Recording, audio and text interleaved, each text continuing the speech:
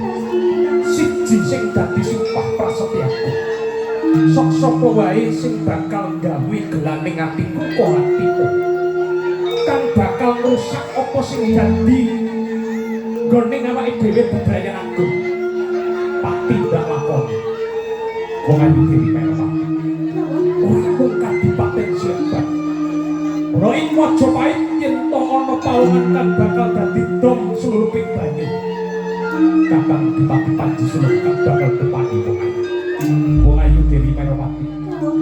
Dina niki pun kakang sepisan kangen kelawan Kapas Mahaprabu. Ing kono-kono kakang nampa tinimbalan saka kaluwarga Majapahit pangalipun ya Kapas Mahaprabu Brawijaya. Iya kok.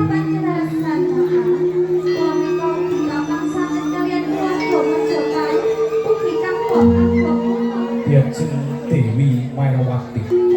Ojo selakat daluwarsa wong ayu. Ayo padha dipacetake. Tindakan Majapahit.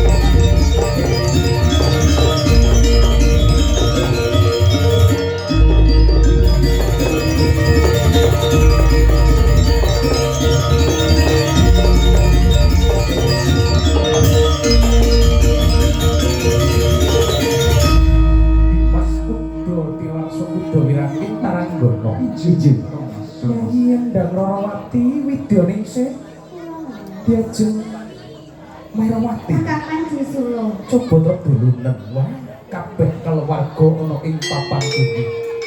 Lah iya kakang. Iki kapal wates mojo Pak. Kakang memang kewarasan sedaya kami kula. Dimadani wonten papan mriki. Dimas Taranggono. Dimas Rahayu gonmu saka ing para kamungsan. Konipun kula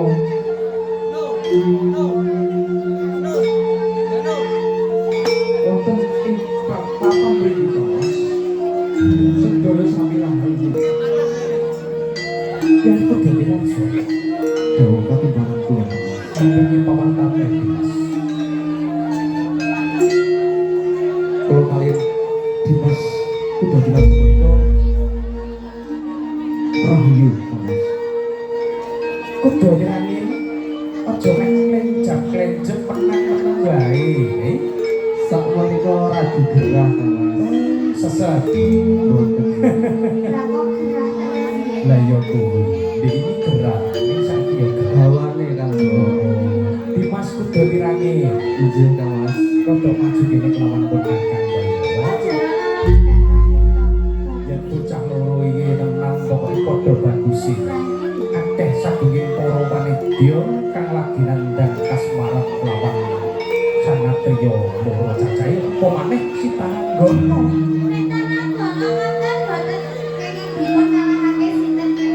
Ning Taranggono kudu tilarsa kudu wirangi kuwi sing bagus aku lho. Ya bagus aku. Mesti bagus aku. Anak kula. Oh, bagus aku ning akeh kono. Ya pancen aku kalah. Aku siji yen to Nyai Taranggono wis loro. Nyai Indrawati kapiye gening Nyai Taranggono lelati kelawan slirane. Kakang Taranggono menika tansah mayowi dumateng Tenan kowe. Jawa. Tanggung jawab. Lemes panas iki. Diaturke karo kula kali Mas. Entopun kula niku adil. Oh adil ora bakal banjindi banjiradan. Yen ndi karwa muda, ndi karwa tuwa. Iki yo ning sih. Tenang, adil tenang. Yen to ana apa apane Pramana aja nganti nggon musungkan matur kelawan pondakan uga kanggo ya. Ya wis, Kyai Taranggana kudu dilaksa dirangkit. Sejatine nggon ana ing papan kene tidak wonten ing dinten panggang punika. Kula napa timbalan dening saking kawas supaya supaya ning sopan napa timbalan yen kaya iku diterangi Injih langus aturipun Mas Taranggana saka ing samujajar nggonmu tumuju ing papan kene uga napa timbalan injih kawis Kyai Taranggana kudu dilaksana dhewe Endang Rarawati lan Widyaningsih ing dinaning iki mapan kebenaran kakang uga nampa tinimbalan saka Kang Mas Mahaprabu katon Mas mongko kuwi kang dadi tuwuh pitakon sakjroning manah kena apa Kang Mas Mahaprabu iki durung titiwancine lho ngempalake sagunging para mantri lan bupati injih Mas panjenengan leres sajroning penggalih kula nggih rasa pitakon gantos punapa ingkang badhe muga-muga kadang Barata Pandhawa antuk ganjaran kang kebutuhan ya izin ya wis yen ngono aja selak kadaluwarsa diajeng Marawati Marawati udah langsung Taranggana ayo